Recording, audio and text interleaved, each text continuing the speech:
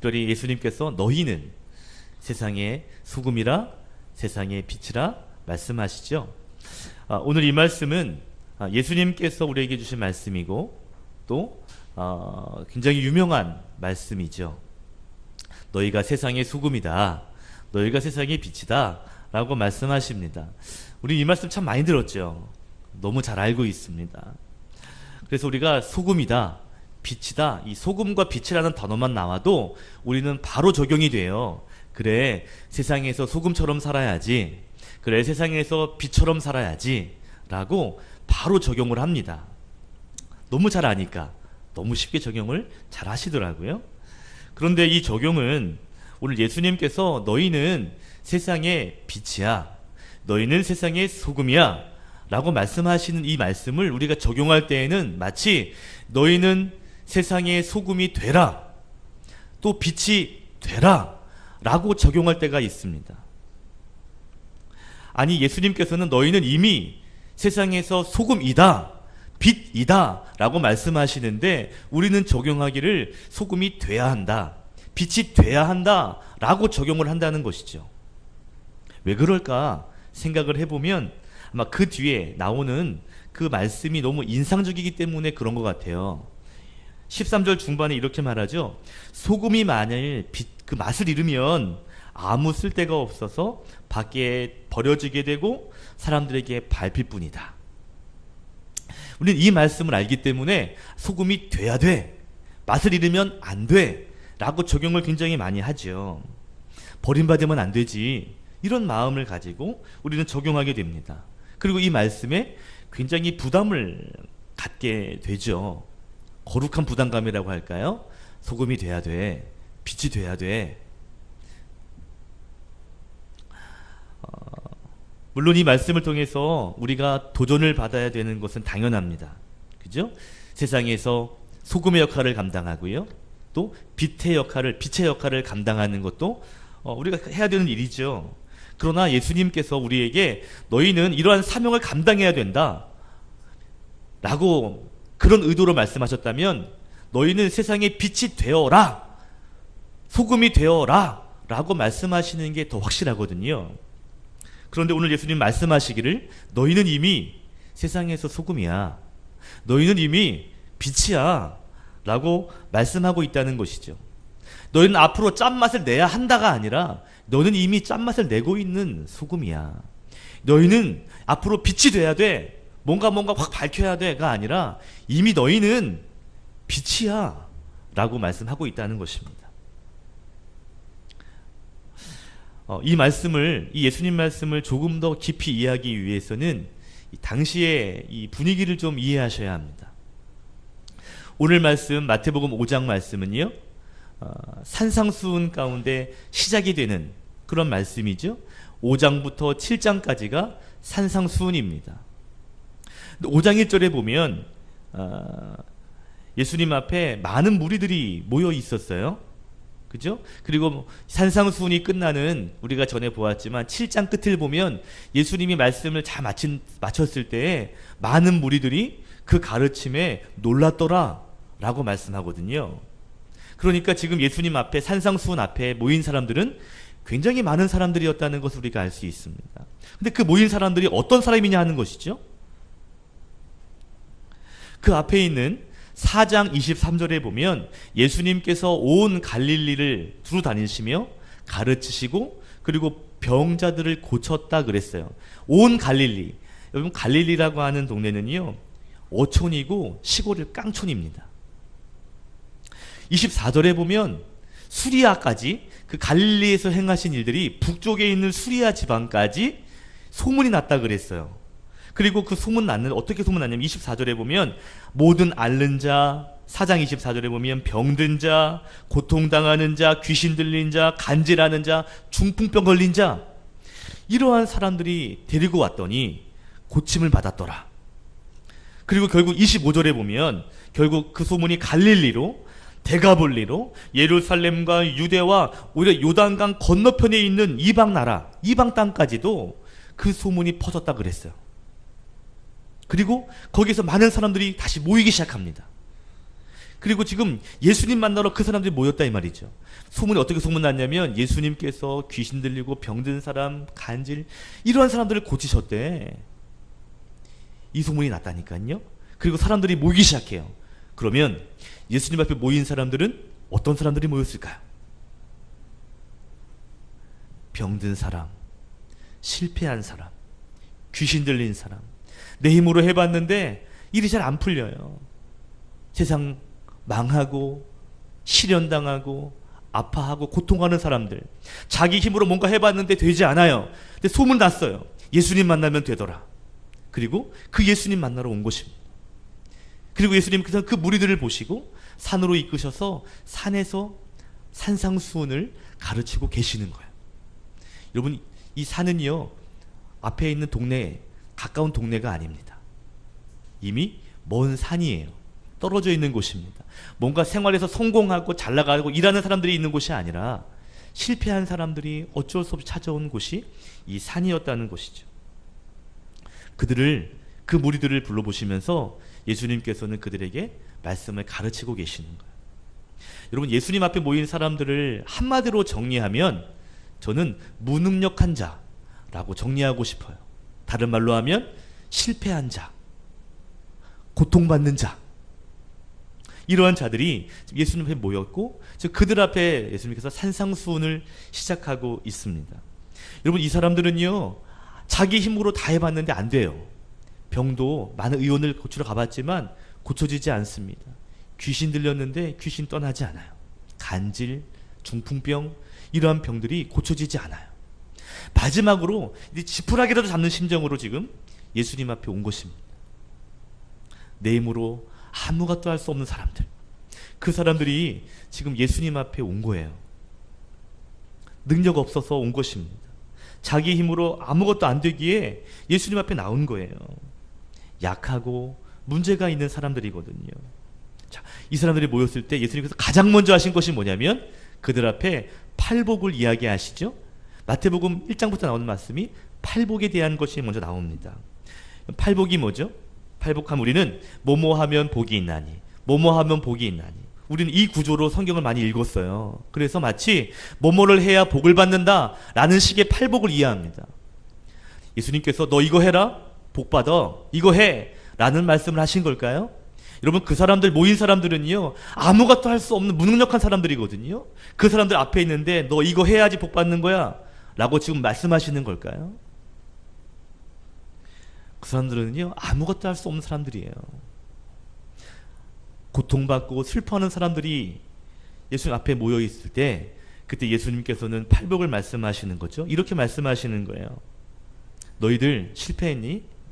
아무것도 가진 것이 없니? 너희들 가난하구나. 그런데 심령이 가난한 자가 복이 있는 거야. 너희들 환경 때문에 눈물 나는구나. 마음이 애통한 자가 복이 있는 거야. 억울하니? 속상하니?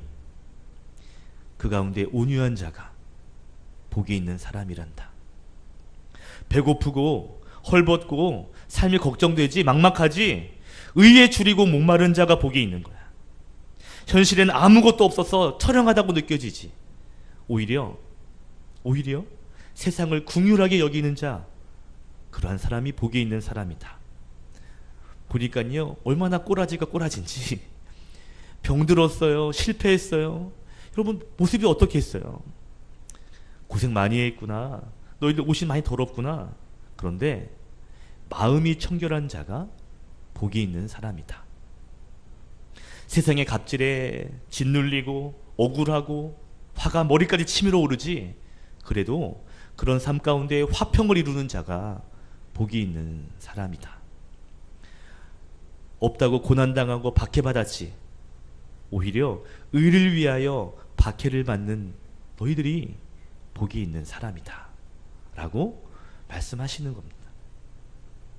예수님은요, 지금 앞에 있는 아파하고 약하고 눈물 흘리는 사람들에게 너희들 세상의 기준으로 보면 실패하고 복 없는 사람처럼 보일지 몰라도 너희들 그 아픔 때문에, 그 고통 때문에 예수 앞에 나오고 하나님 앞에 서기로 작정하고 나온 너희들, 그러한 너희들에게 오히려 복이 있는 사람이야. 하나님 앞에 그래서 설 수 있다면 그러면 그게 복이 있는 사람이란다 라고 팔복을 말씀하시는 거죠. 이렇게 해야 복 받는다, 이렇게 해야 돼 라는 것을 말씀하시는 것이 아닙니다. 비록 환경은 그렇지만 그 환경 때문에 하나님 앞에 청결하고 하나님 앞에 애통하고 하나님 앞에 가난한 마음을 가지고 나왔다면 너희들 그것이 하나님 앞에 복이야 라는 말씀을 하시는 거예요. 여러분, 그 뒤에 팔복의 이야기를 끝난 다음에 하신 말씀 뭔지 아세요? 5장 12절에 보니까요, 너희들 그러니까 기뻐하고 즐거워해라 라고 말씀하십니다. 팔복을 말씀하셨어요. 너희들 기뻐하라 즐거워라 말씀하십니다. 그런 다음 하신 말씀이 오늘 말씀이에요. 너희는 세상의 소금이야, 너희는 세상의 빛이야 라고 말씀하시는 거죠. 소금이 되어라, 빛이 되어라 라고 말씀하시는 것이 아니라 이미 너희는 하나님 앞에 소금이야, 빛이야 라고 말씀하시는 거예요. 세상의 기준으로 보면 넘어지고 실패하고 어떻게 보면 가장 불쌍한 사람처럼 보일지는 몰라도 너희들이 하나님 앞에 온전히 서서 있다면 너희들은 소금이야, 너희들은 빛이야 라고 말씀하신다는 거죠. 오늘 첫 번째로 나누고 싶은 교훈이 있습니다. 그것이 뭐냐면 하나님 앞에 온전히 서는 자, 그 사람 하나님 보시기에는 가치 있는 사람이다 라는 것이죠. 한번 따라합시다. 우리는 하나님 보시기에 가치 있는 사람입니다.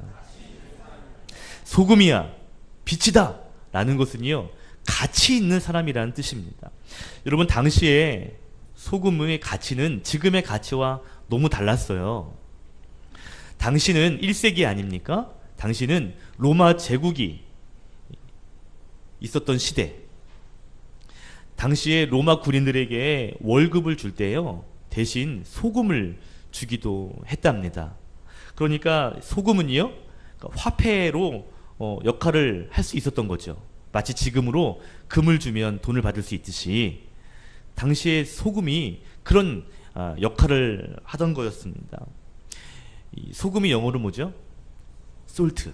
근데 이 솔트라고 하는 이 소금이란 단어가요, 라틴어에서는요, 이 셀러리라고 하는 단어에서 왔어요. 셀러리맨 아시죠? 이 셀러리라는 말은 봉급, 급여라는 말입니다. 이 급여, 봉급이라는 단어가 어디서 왔냐면 라틴어 이 솔라리움이라는 소금이라는 단어에서 셀러리라는 말이 나왔어요. 봉급, 급여라는 말이 소금이라고 하는 말에서 나왔다고요. 그 말이 솔트입니다. 당시의 소금은 당장이라도 현금화시킬 수 있는 그런 가치가 있는 것이었어요. 현금화되는 것이었습니다. 너희는 소금이야 라고 말씀하고 있는 거죠. 또 빛의 가치도 지금과는 너무 다르죠. 지금이야 뭐 너무 시설 잘 돼 있어서 스위치만 올렸다 내렸다 하면 불이 켜졌다 꺼졌다 해요. 뭐 라이터도 있고 성냥도 있습니다. 그럼 당시에는 불이 정말 귀했어요. 그래서 낮에는 필요가 없지만 밤에는 필요하잖아요. 그래서 낮에는요, 불씨를 잘 보관했다가 밤이 되면 그 불씨에 불을 붙여서 밝히곤 했습니다. 소금도 그렇고 빛도 그렇고 당시에는 굉장히 가치 있는 것이었다는 거죠. 오늘 예수님께서는 그 앞에 모여있는 사람들에게 말합니다. 너희는 이러한 가치 있는 사람들이야.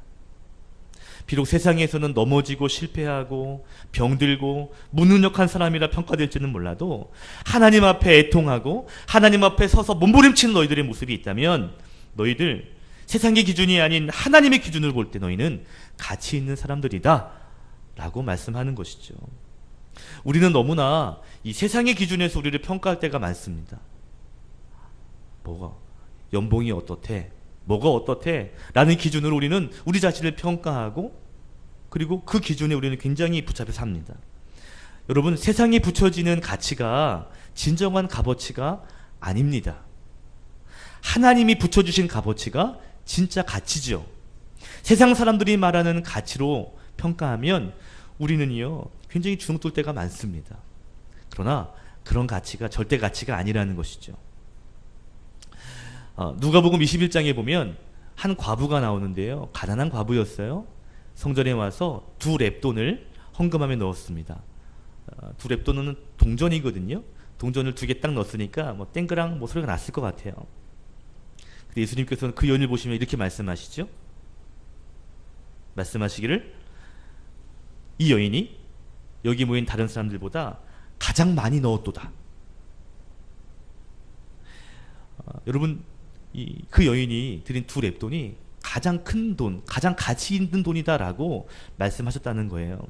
여러분, 두 렙돈이 얼마인가를 계산해 보면요, 당시에 일당에 하루 일당의 64분의 1이 두 렙돈입니다.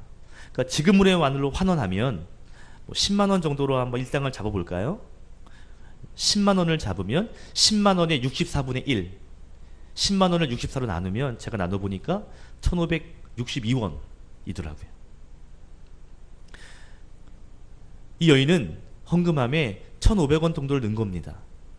예수님께서는 저 여인이 가장 많은 돈을 넣었다, 가장 많이 헌금했다 라고 여기신다는 거죠. 세상의 기준으로 보면 그것이 무슨 가장 큰 돈이겠어요?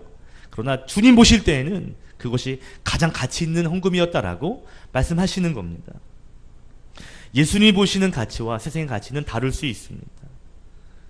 우리가 세상의 가치로 보면 우리가 실패한 것 같고 무능한 것처럼 보일 수 있어요. 그러나 하나님의 기준을 보면 다를 수 있습니다. 여러분, 우리가 이 앞에 예수님께서 팔복을 이야기했는데 가난한 자는 복이 있나니 뭐 이야기했어요. 만약에 부한 자가 복이 있나니, 만약에 우리가 배부르고 정말 많이 부하다면 어쩌면 우리가 세상으로 더 많이 가게 되고 하나님 의지하기보다는 세상을 많이 의지하게 될 것입니다. 그게 복이 아니라는 거죠. 오히려 하나님 앞에 목마를 수 있고 하나님 앞에 애통할 수 있고 하나님 앞에 눈물 흘릴 수 있는 그 자리에 서 있는 자, 그것이 복되다는 것입니다. 자, 이 말을 들어도 감동이 없잖아요, 벌써. 그죠? 우리가 그만큼 세상의 기준에, 가치에 많이 이렇게 뺏긴 거예요. 세상의 기준에, 복에 우리는 너무 많이 마음이 가 있어서 아유, 뭐 하나님 앞에 뭐 칭찬하시고 소금이라 그래도 별 감동이 없어요. 좀 세상의 복도 있으면서 그 말씀을 해야 그래 복이지 라는 생각이 들지, 정말 심령이 가난한 거, 애통한 거, 그래서 하나님 앞에 서서 하나님이 긍휼히 여기시는 그 자리에 서 있는 것이 복이라고 우리가 잘 여기지 않는다는 것이죠. 뭔가 좀 사업이 잘 되고 일이 좀 잘 풀리고 뭔가 좀 진급도 되고 뭔가 좀 손에 뭔가 잡히고 이래야 복이지, 이래야 좀 내가 좀 가치 있는 사람이 되는 것이라 생각하지, 하나님 앞에 애통할 수밖에 없는 그 자리에 와 있는 것에 대하여 우리는 복이라고 여기지 못할 때가 있다는 것이죠.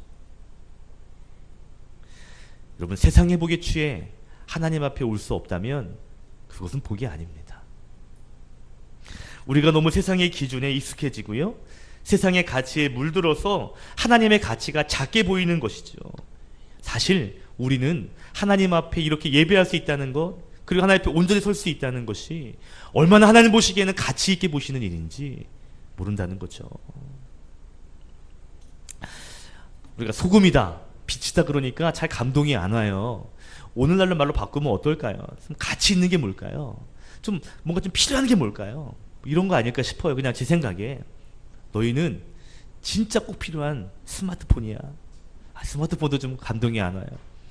좀 너희는 진짜 필요한, 이 시대에 필요한 그거야 라고 말씀하시는 거거든요. 가치 있는 사람이야, 꼭 필요한 사람이야 라고 하나님께서 말씀하시는 겁니다. 중요한 건 이겁니다. 정말 하나님 앞에 신실함과 진실함으로 설 때, 그럴 때 그것을 가치 있게 여겨주신다는 거죠.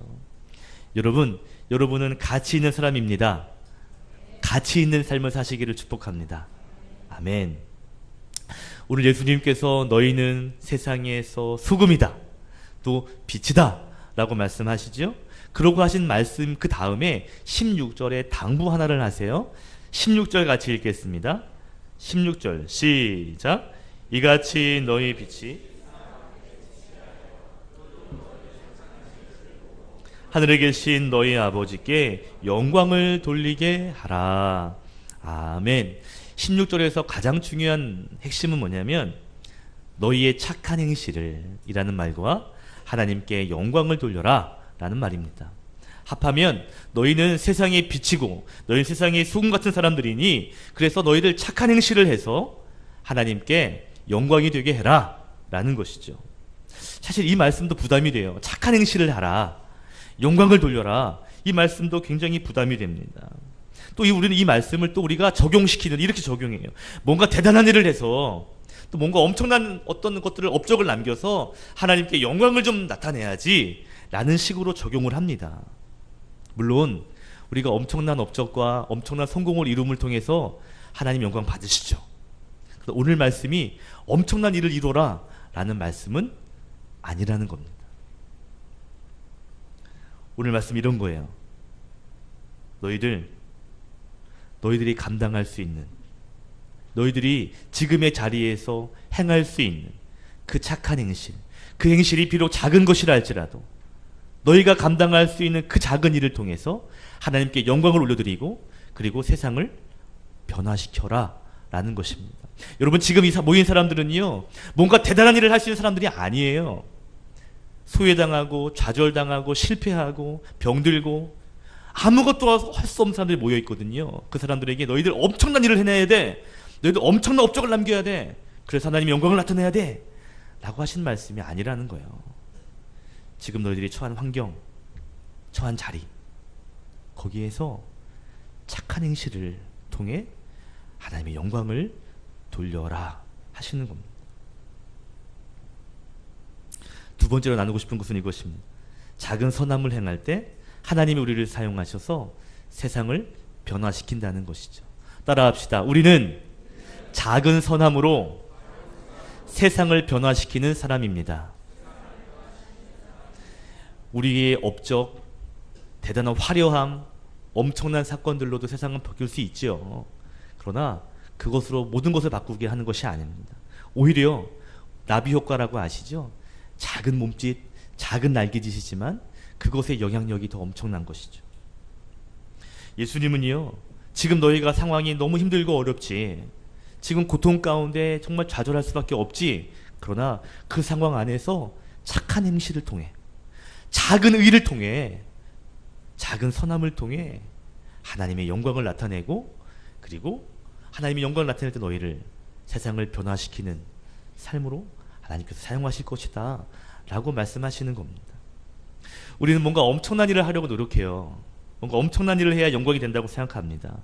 물론 그런 것도 있지만, 그러나 엄청난 일들이 일어났을 때 여러분 그거 가지고 우리 감동을 막 받고 하던가요? 주변에 막 사람이 막 성공하고 막 하는 걸 통해서 막 감동을 받고 변화가 되던가요? 변화될 때 있죠. 그러나 아유, 저건 난 나고 별 감흥이 오지 않습니다. 그러나 내 삶에 주어진 자리에서 내가 작은 선함이요, 어쩌면 그 작은 선함이 세상 사람들이 알아주지 않는 선함일지 모르겠어요. 그 작은 선함이라 할지라도 하나님의 그 선함을 보시고 그 통해서 놀라운 일들을 행하신다는 겁니다. 엄청난 승리가 아니라요, 때로는 내 삶의 자리에서 그냥 참아내는 것, 엄청난 성공이 아니라 그냥 그 자리에서 견뎌내는 것이요, 때로는 그 자리에서 용서하고 그 자리에서 그 사람을 사랑하는 것, 나를 공격하고 박해하고 어렵게 해서 눈물 나게 하는 상황에서도 믿음으로 한 걸음 한 걸음 버텨내는 사역들, 그 선함을 통해서 하나님은요 영광을 받으시는 겁니다. 여기 모여있는, 예수님 앞에 모여있는 사람들, 그 사람들의 특징은요 무능한 사람들이었다 할 수 있어요. 우리가요, 내가 뭔가 할 수 있다, 난 능력이 있어 라고 하면 예수님 앞에 절박하지 않습니다. 내가 할 수 있는데 예수님 필요 없거든요. 그런데 내가 할 수 없고, 내가 무능력하고, 내가 죄인이고, 내가 아무것도 할 수 없는 변변치 못한 사람이라는 것이 인정되면 하나님, 내가 두 손 들고 주님께 옵니다. 나를 외면하시면 어떡합니까? 이런 마음이 되는 거죠. 아무것도 할 수 없는 그 자리, 그 자리에서 하나님께 두 손 들고 나오는 그 인내, 나를 짓누르는 어려움과 고난이 있지만 그 안에서 신실하게 찬양하고 예배하는 그 작은 선함을 통해서 하나님은 영광을 받으시는 겁니다. 그리고 예수님은요, 내가 감당할 수 있는 그 작은 선함, 그 작은 의의 모습, 그 작은 의의 몸부림을 통해서 하나님은 영광을 받으실 것이고, 그리고 하나님은 그것을 통해서 세상을 바꿔가시는 거예요. 저희가 성숙자반을 하고 있습니다. 거기에 가정에 대한 이야기를 하거든요. 내 남편, 내 아내 잔소리한다고 바뀌지 않아요. 그러나 내가 주어진 환경에서 내가 변하고 내가 달라지면 가정은 바뀌게 되어 있습니다. 비록 상처받은 자, 부모로부터 어려움을 겪었던 자지만, 어려움이 있는 환경이지만 내가 그 안에서 예수님 마음으로 살고자 변화되고 거기에서 선함으로 살고도 노력하고 작은 몸부림을 치는 그 일을 통해서요, 조금씩 조금씩 가정이 변해간다는 것이죠. 여러분, 초대교회에 그때는 엄청난 영향력이 있었어요. 그래서 요즘 교회가 그러잖아요. 초대교회로 돌아가자, 초대교회로 돌아가자 라고 이야기합니다. 엄청난 영향력이 있었거든요. 그러면 초대교회는 대형교회였는가? 수만 명, 수천 명이 모이는 교회였는가? 그렇지 않습니다. 120명의 성도가 모여서 기도할 때 성령 받았고요. 그리고 그 공동체가 모여서 예배했던 것이죠. 대단한 공동체가 아니었습니다. 그들이 한 일이 뭐죠? 자기 것을 팔아 함께 물건을 통용하고 어려운 사람 도와주는 일, 함께 예배하고 떡을 띠며 함께 교제하는 일, 그리고 어려운 이웃 도와주는 일, 그 일 한 겁니다. 그런데 그 영향력이 엄청났습니다. 대단한 걸 한 것이 아니에요. 내가 할 수 있는 자리에서 하나님 예배하고, 그리고 내가 도울 수 있는 그 작은 섬김을 통해서 하나님의 역사는 확산되기 시작했다는 것이죠. 세상을 바꾸는 힘은요, 엄청난 어떤 일을 해야 하는 것이 아니라 내게 주어진 그 자리에서 그 작은 선함을 행할 때 그 선함을 통해서 하나님은 놀라운 변화를 이루어 가시는 것이죠. 내가 감당할 수 있는 선함이요. 얼마 전에 대통령이 기자회견을 했습니다. 근데 그때 이 셔츠를 하나 입었는데요, 그 셔츠가 그 다음 날인가요? 완판됐다네요. 대통령이 셔츠 하나 이렇게 입고 나왔는데 어떻게 그걸 잘 알고 완판 다 팔렸답니다. 이 대통령이 그 회사와 짜고 내가 이 옷을 입을 테니 우리 뭐 3대 7, 8대 2로 나눠 먹읍시다. 내가 입을, 이렇게 가지고 완판시킨 게 아닐 겁니다. 그죠? 그냥 입고 나갔는데요, 사람들이 그걸 보고, 그걸 보는 사람들이 있나 봐요. 그걸 보고 사가고 완판되는 일이 있는 거죠. 뭔가 대단한 일을 한 것이 아니에요. 그냥 대통령이 입으니까 달라지는 겁니다. 우리는 가치 있는 사람들이라니까요. 소금이고 빛의 사람들입니다. 가치 있는 사람들이 뭔가 그 작은 일을 행할 때, 할 때 그것이 삶을 바꾸고 하나님 나라를 확장시키는 것이죠. 지금 예수님께서 능력 있는 사람, 화려한 뭔가 일을 하는 사람, 뭔가 삐까 번쩍이는 뭐 대단한 일을 하는 사람들에게 너희는 빛이야, 너희는 소금이야 라고 하신 것이 아닙니다.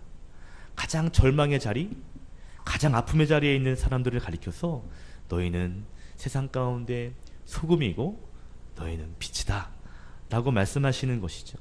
대단한 일을 해라 라는 것이 아니라 하나님의 자녀로서 행할 수 있는 그 작은 행함, 그 행함을 통해 하나님께 영광이 돌리고, 그리고 하나님이 너희를 사용하셔서 세상을 변화시키는 도구가 될 것이다 라고 말씀하시는 것이죠.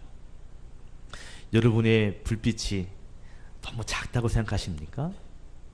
여러분, 그 불꽃 축제가 일어나는 곳에서 후라시 하나는요, 아무런 효과가 없죠.